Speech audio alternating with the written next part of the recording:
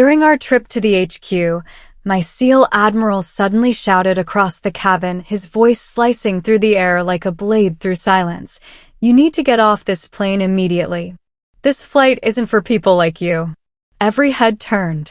The words hit me like a physical blow, my chest burning with humiliation, so intense I could barely breathe. I thought he was trying to embarrass me, to remind everyone in that cramped military cabin that I didn't belong, that I was just some woman playing soldier in a man's world. The shame crawled up my throat like poison. So I ignored him. I sat there, rigid, my jaw clenched so tight I thought my teeth might crack. But 2 hours later, that same Admiral came back to my seat, his face pale as death, his voice shaking in a way I'd never heard before. "Please," he said, and that word, coming from a man who never begged for anything, sent ice through my veins. "I was trying to save you." That was the moment I realized I wasn't the one in command anymore. My life was. Before we go further, make sure you like this video, subscribe, and comment where you're watching from. Because this story isn't just about disobedience, it's about the one order that could have saved my life. My name doesn't matter. What matters is that I was Navy intelligence, one of maybe 6 women in a unit of 200 men, always fighting to prove I belonged in rooms where my presence was questioned before I even spoke. I'd spent 18 months overseas on a classified operation that had eaten away at my soul, piece by piece, day by day. Now I was heading back to Washington HQ, back to debriefings and reports and the suffocating bureaucracy that made me remember why I'd volunteered for field work in the first place. The Admiral, Admiral Marcus Kane, was a legend. Not the kind of legend they write about in history books, but the kind whispered about in barracks and briefing rooms. 23 years of service, most of it classified, most of it brutal. He was the kind of man who could silence a room just by walking into it, whose reputation preceded him like a shadow. Cold, exact, unreadable. I'd worked under his command for 6 months, and in all that time, I don't think he'd said more than 50 words directly to me. I respected him. Feared him, maybe. But respect and fear were close cousins in our world. The flight was military chartered, heading from Ramstein Air Base to Andrews. Everyone on board was high-ranking colonels, generals, senior intelligence officers. And then there was me, a lieutenant whose presence felt like a clerical error. I'd earned my spot on that manifest through blood and sleepless nights and proving myself over and over again until my superiors couldn't ignore me anymore. But sitting in that cabin, surrounded by men with more ribbons on their chests than I had years of service, I felt small, disposable. The rage was always there, simmering just beneath the surface. Rage at having to work twice as hard for half the recognition. Rage at the looks, the comments, the constant assumption that I was there to fill some diversity quota rather than because I was damn good at my job. Rage at myself for caring what they thought. I should have been proud. I'd completed my mission. I'd proven myself. But pride felt dangerous in that environment, like showing weakness. So I kept my head down, reviewed my files, and tried to ignore the weight of all those eyes wondering what I was doing there. Something was wrong from the moment we boarded. I couldn't put my finger on it. It was like that feeling you get when you're being watched, when the air itself feels charged with tension. The Admiral kept glancing toward the cockpit, his eyes narrowing in a way that made my skin crawl. This was a man who never showed uncertainty, never let his guard down, but there was something in his posture that screamed alert. 2 plainclothes men boarded late, right before the doors closed. They moved with that particular blend of casualness and hypervigilance that screamed federal agents. One of them, tall, thin, with dead eyes, exchanged a quiet nod with the co-pilot. The other took a seat 3 rows behind me, close enough that I could feel his presence like a weight on my shoulders. I caught fragments of conversation from the flight crew. A steward mentioned something about a last-minute manifest correction to another crew member, his voice low and tense. My name had been moved. I'd been assigned to seat 12A originally, but when I checked in, they'd switched me to 15C. No explanation, just a new boarding pass slipped across the counter with an apologetic smile. At the time, I'd assumed it was routine. Airlines, even military ones, shuffled passengers around for weight distribution, security protocols, a dozen different reasons. But now, sitting in 15C with those federal agents lurking and the Admiral's increasingly agitated behavior, that seat change felt ominous. The plane itself felt wrong. Too quiet. Usually, flights like these were filled with the low murmur of shop talk, officers discussing operations, sharing intelligence, the kind of casual conversation that comes with shared experience and mutual respect. But this cabin was silent except for the hum of engines and the occasional rustle of papers. Everyone seemed to be waiting for something. I tried to shake off the paranoia. I'd been in the field too long, seen too much. Sometimes your brain creates threats where none exist, patterns in randomness, danger in the mundane. But my instincts had kept me alive for 18 months in hostile territory, and right now, they were screaming. The Admiral's behavior was the most unsettling part. I'd never seen him nervous, never seen him second-guess himself. But he kept checking his watch, kept looking around the cabin like he was counting heads or searching for something that wasn't there. His hands, steady hands that could disassemble and reassemble a weapon blindfolded, had a slight tremor. When he caught me watching him, his face went stone cold, that mask of command snapping back into place. But for just a moment, I'd seen something that terrified me more than any enemy fire: fear.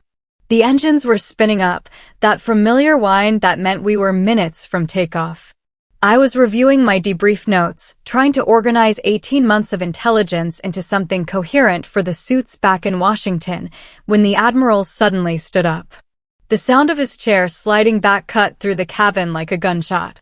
Every conversation stopped. Every head turned toward him. He was standing in the aisle, his face a mask of barely controlled fury, his eyes locked on me with an intensity that made my blood freeze. Then he shouted it. Loud enough for every soul on that plane to hear, "Lieutenant, you need to get off this plane immediately. This flight isn't for people like you." The words hit me like a slap across the face. The cabin went absolutely silent, the kind of silence that follows an explosion, when your ears are ringing and your brain is struggling to process what just happened. Every passenger was staring at me now, some with confusion, others with what looked like pity, a few with barely concealed amusement. People like you. The phrase echoed in my head, each word dripping with what I interpreted as contempt. People like you, women who don't belong. People like you, junior officers pretending to play with the big boys. People like you, outsiders who need to be reminded of their place. The humiliation was crushing. It felt like every insecurity I'd ever had about my position, my gender, my worth was being broadcast to a cabin full of people I'd spent years trying to earn respect from. My face burned with shame so intense I thought I might vomit.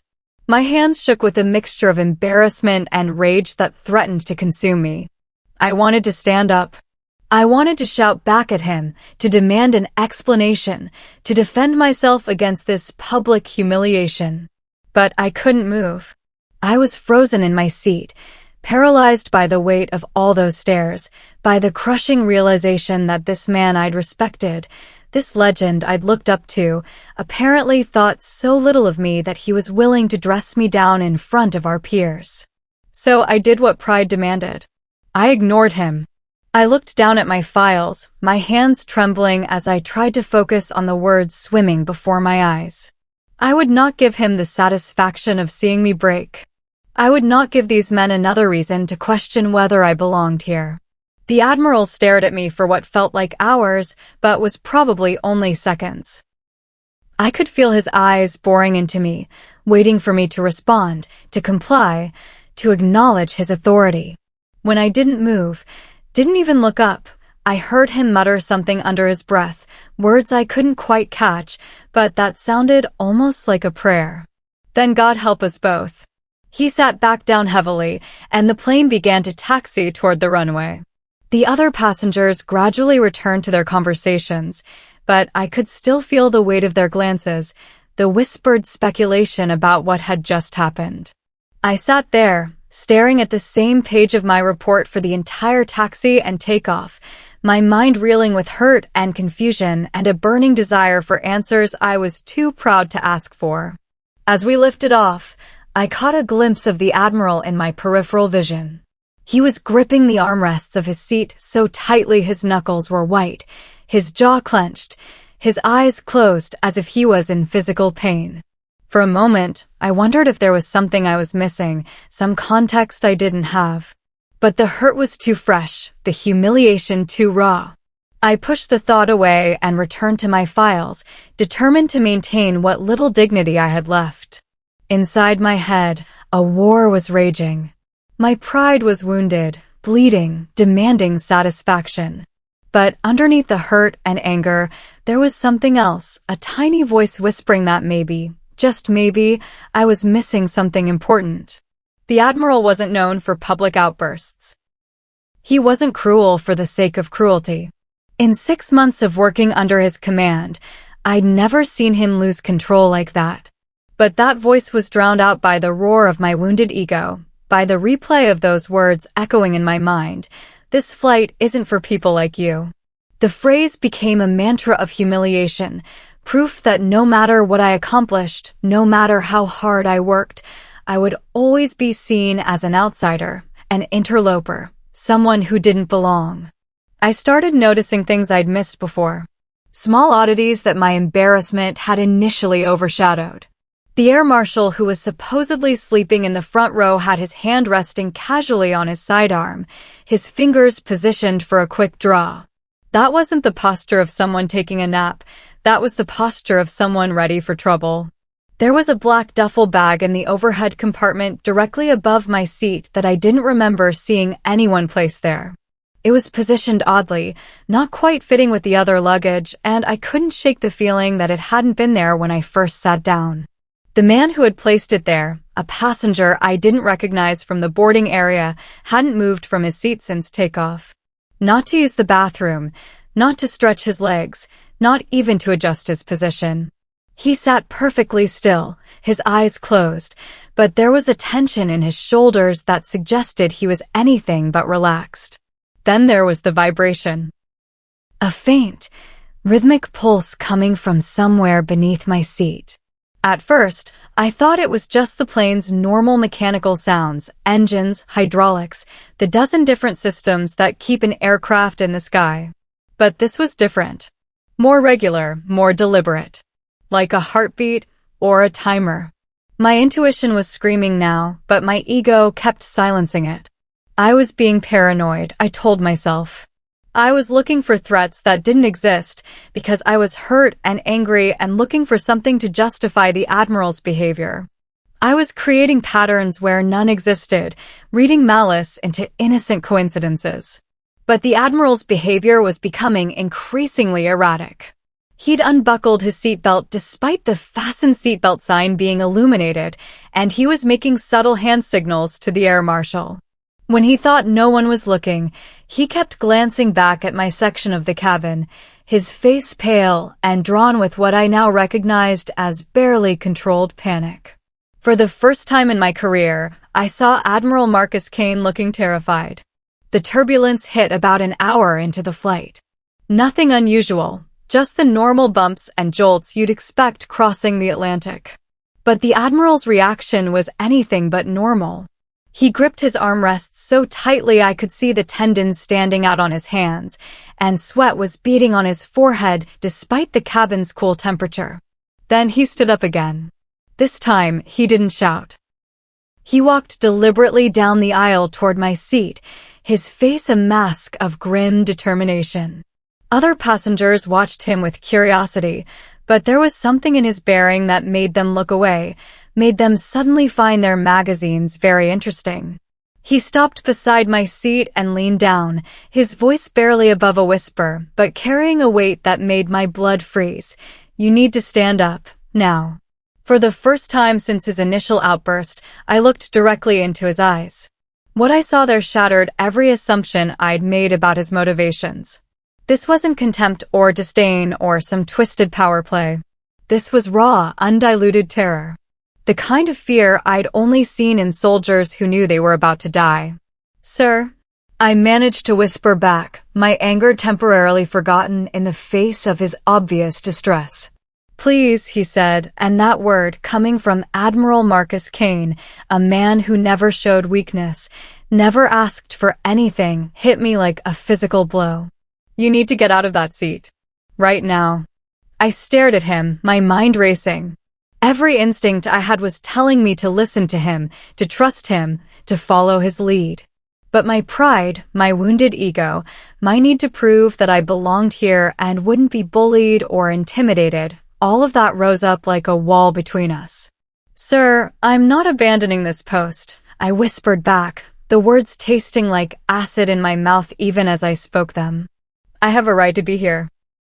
His face crumpled for just a moment, a flash of something that looked like despair crossing his features before the mask slammed back into place. He leaned closer, his breath hot against my ear, and whispered words that would haunt me for the rest of my life. "You're not the target, but your seat is." Before I could respond, before I could ask what he meant, before I could process the implications of what he'd just told me, the seatbelt sign chimed and the captain's voice crackled over the intercom, announcing our final ascent into cruising altitude. The Admiral straightened up, his eyes never leaving mine, and I saw in them a resignation that chilled me to the bone. He knew something I didn't. Something terrible. And I had just sealed both our fates by refusing to listen. The plane leveled off, and with it, any chance I might have had to change my mind. I was committed now, strapped into seat 15C with whatever deadly secret it held, while the Admiral returned to his seat looking like a man walking to his own execution. The vibration under my seat was getting stronger. Mid-flight, everything went to hell. It started with the man 3 rows behind me, the one who'd been sitting perfectly still since takeoff. I heard the rustle of fabric, the soft whisper of something being unzipped. When I turned around, he was reaching into his jacket with the careful, deliberate movements of someone who didn't want to attract attention. But he'd already attracted the wrong kind of attention. Both air marshals were moving now, their casual facades dropping like masks. "Federal agents," one of them shouted, his weapon appearing in his hand with practiced efficiency. "Show me your hands." The cabin erupted into chaos. Passengers were diving for cover, shouting, scrambling over each other in their panic. Flight attendants were yelling instructions that no one could hear over the screaming. The plane itself seemed to lurch as the pilot began evasive maneuvers, probably following protocols for a hijacking attempt. But this wasn't a hijacking. The man with the dead eyes, the one who'd boarded late and nodded at the co-pilot, was standing now too, and he was pointing not at the suspect, but at a specific spot in the overhead compartment. The black duffel bag. The one positioned directly above my seat. "That's it," he shouted over the chaos. "Right there." One of the marshals reached up and yanked the bag down, and when it hit the floor, I heard something that made my blood turn to ice. The soft, electronic beeping of a timer. Fast, urgent, desperate. The Admiral's voice cut through the pandemonium like a sword. "That's under her seat." Suddenly, every eye in the cabin was on me. Not with curiosity or amusement or pity this time, but with horror. Because they all understood what I was just beginning to grasp. I wasn't just a passenger on this flight. I was sitting on top of a bomb. The realization hit me like a physical blow. My seat. Seat 15C. The seat I'd been reassigned to at the last minute. The seat the Admiral had tried to get me out of. The seat I'd refused to leave because of my pride, my need to prove I belonged, my wounded ego. I tried to stand up, but my legs wouldn't work. Terror had turned my muscles to water, my mind to static. I could hear people shouting, the marshals coordinating with each other, the pilot declaring an emergency, passengers praying or crying or calling out to loved ones. But it all seemed to be coming from very far away, like I was hearing it through water. The Admiral was moving toward me, pushing through the chaos with single-minded determination. His face was set in lines of grim resolve, and I could see in his eyes that he'd already made his choice. He was going to try to save me, even though it would probably kill us both. "Move," he shouted at the other passengers, bodily shoving them out of his way. Everyone away from row 15. But it was too late. The beeping was getting faster, more urgent. Whatever was under my seat was in its final countdown, and there was nowhere to run on an airplane at 30,000 feet. The Admiral threw himself forward, his body covering mine as the marshals continued their desperate work around us. I could feel his heart hammering against his chest, could smell his fierce sweat and the familiar scent of military-issue soap. For just a moment, in the midst of all that chaos and terror, I felt safe. Protected. Like someone was finally putting my life ahead of protocol and politics and all the petty concerns that had seemed so important just minutes before. "I'm sorry," he whispered in my ear, his voice barely audible over the chaos. "I tried to warn you. I tried to save you without exposing the operation. But you wouldn't listen." The operation. Suddenly, pieces began clicking into place in my mind. The late boarding agents. The last-minute seating change. The Admiral's erratic behavior. This hadn't been random. Someone had known there would be an attempt on this flight. Someone had tried to protect me by moving me away from the threat. And when that had failed, the Admiral had tried a more direct approach. But I'd been too proud, too hurt, too focused on my own wounded feelings to see what was right in front of me. The pilot's voice crackled over the intercom again, tight with controlled panic. "Ladies and gentlemen, we are declaring an emergency and diverting to the nearest available airfield. Please remain calm and follow all crew instructions." But calm was the last thing anyone felt. The marshals were working frantically with some kind of equipment, trying to disarm or disable whatever was hidden beneath my seat. Other passengers were pressed against the far walls of the cabin, as far from row 15 as they could get. Flight attendants were preparing for what looked like an emergency landing, their movements efficient but edged with fear. And through it all, the Admiral stayed with me, shielding me with his body, whispering reassurances that we both knew might be lies, refusing to leave me alone with my terror. This man who I'd thought despised me, who I'd believed was trying to humiliate me, was prepared to die to keep me safe. The beeping stopped. For a moment, the silence was more terrifying than the sound had been. Everyone froze, waiting for an explosion that never came.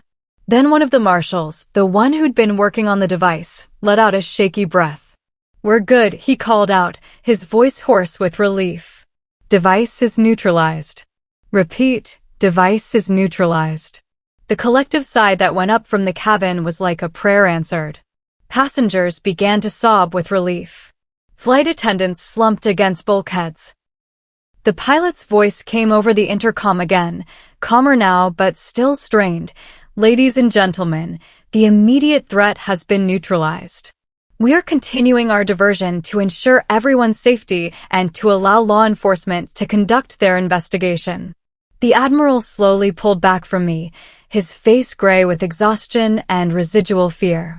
For a long moment, we just stared at each other, the weight of what had almost happened hanging between us like smoke. "Are you all right?" he asked quietly, his hands still shaking from adrenaline. I nodded, not trusting my voice. I wasn't all right. I don't think I'd ever be all right again, but I was alive. We were all alive. And that was more than we'd had any right to expect 5 minutes ago. "Sir," I finally managed to whisper, "I'm sorry. I should have listened. I should have trusted you." He shook his head, a sad smile crossing his face. "You shouldn't have had to. I should have found a better way to warn you. A way that didn't require you to trust blindly." But even as he said it, I knew he was wrong. In our world, sometimes trust is all you have. Sometimes you have to believe that the people above you in the chain of command know things you don't, see threats you can't see, make decisions based on information you're not privy to. Sometimes pride and ego and the need to prove yourself have to take a back seat to survival. I'd almost learned that lesson too late. After we landed. At some Air Force base whose name I never learned, the real story began to emerge. Federal agents swarmed the plane, treating it like a crime scene. Passengers were separated and debriefed individually. And slowly, piece by piece, the truth came out. There had been a domestic terror cell operating out of Virginia, targeting federal employees they saw as traitors to their cause. They'd been planning this attack for months, waiting for the right flight, the right passenger manifest, the right opportunity. The device under my seat, a sophisticated explosive designed to look like standard aircraft components, had been meant for someone else entirely. Dr. Sarah Mitchell, a federal whistleblower who'd been scheduled to testify before Congress about defense contractor fraud. She'd been assigned to seat 15C originally, but a last-minute schedule change had kept her in Germany for another week. When her name was removed from the manifest, mine had been moved into her spot to maintain proper weight distribution. The terrorists hadn't known about the change. They'd activated their device expecting to eliminate Dr. Mitchell, not some random Navy intelligence officer who'd happened to be sitting in the wrong seat at the wrong time. The Admiral had known. Not all of it. The operation had been compartmentalized for security reasons, but enough. He'd been briefed on a potential threat to the flight, had been told to watch for suspicious activity. When he'd seen my name move to seat 15C, the same seat that had been flagged as a potential target, he'd put the pieces together. His first instinct had been to handle it quietly, to get me out of danger without compromising the ongoing investigation or alerting the terrorists that their plot had been detected. But when I'd refused his direct order to leave the plane, he'd been forced to try more subtle methods. The problem was, there was nothing subtle about the situation. Lives were at stake, my life was at stake, and subtlety was a luxury he couldn't afford. So he'd done the only thing he could think of. He'd tried to shame me off the plane, to make me so uncomfortable and humiliated that I'd choose to leave rather than stay and endure more public embarrassment. It had been a desperate gambit, and it had failed spectacularly. My pride, my need to prove I belonged, my interpretation of his actions as personal rather than professional, all of it had combined to keep me in that seat when every instinct should have been screaming at me to run. I knew you'd see it as an attack on your character, he told me during my debrief, his voice heavy with regret. I knew you'd think it was about your gender, your rank, your place in the unit. But I was out of options. I couldn't tell you the truth without compromising the operation, and I couldn't force you off the plane without cause. So you tried to embarrass me into leaving, I said, finally understanding. I tried to save your life, he corrected. I just did it in the worst possible way. The guilt was eating at him, I could see that. This man who'd spent his entire career making life and death decisions, who'd commanded troops in combat zones and sent men into battles they might not return from, was torturing himself over his failure to protect one junior officer from a threat she didn't even know existed. But the truth was more complicated than that. Yes, he'd failed to communicate the danger effectively. But I'd failed too. I'd let my emotions, my insecurities, my wounded pride override my training and my instincts.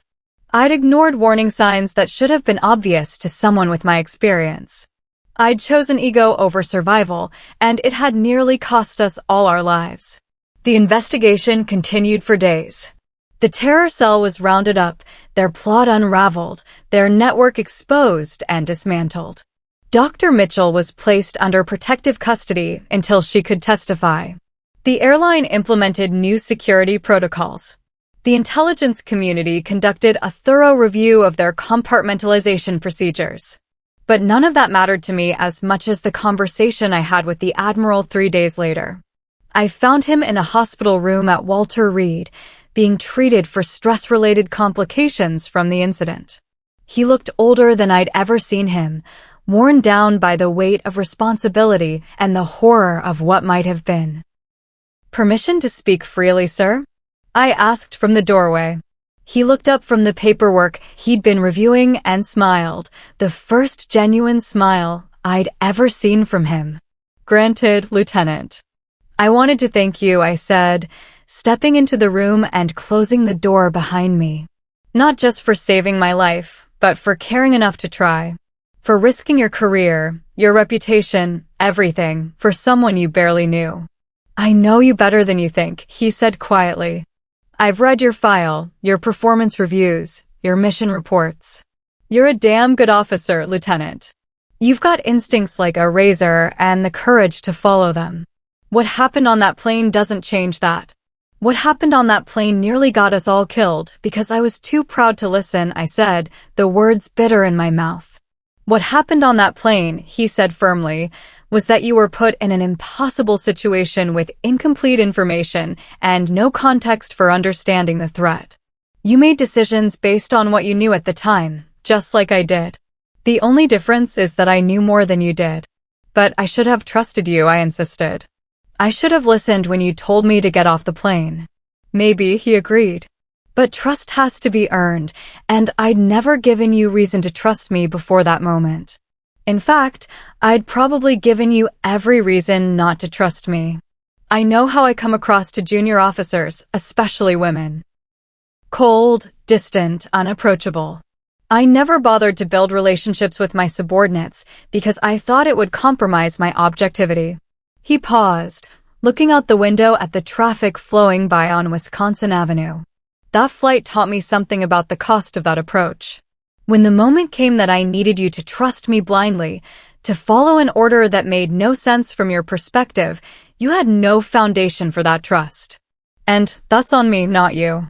I stood there for a long moment, absorbing what he'd said. The anger I'd been carrying at him, at myself, at the whole situation, began to drain away, replaced by something I couldn't quite name. Understanding, maybe. Or forgiveness. Sir, I said finally, I'd like to request a transfer. His face fell, and I saw a flash of something that might have been hurt in his eyes. Of course. I'll make sure it's processed immediately. Where would you like to be assigned? To your unit, I said. Permanently. If you'll have me. He stared at me for a long moment, clearly not understanding. Lieutenant, I nearly got you killed. Why would you want to work for me? Because you cared enough to try to save me, I said. Because when it mattered most, you were willing to sacrifice everything for a subordinate you barely knew. Because I've never had a commanding officer who'd throw himself on a bomb for me. I'd do the same for any of my people, he said quietly. I know, I said. That's why I want to be one of your people. For the first time since I'd known him, Admiral Marcus Kane looked genuinely surprised. Then he smiled again, and this time there was something like pride in his expression. Request granted, Lieutenant, he said. But I have one condition.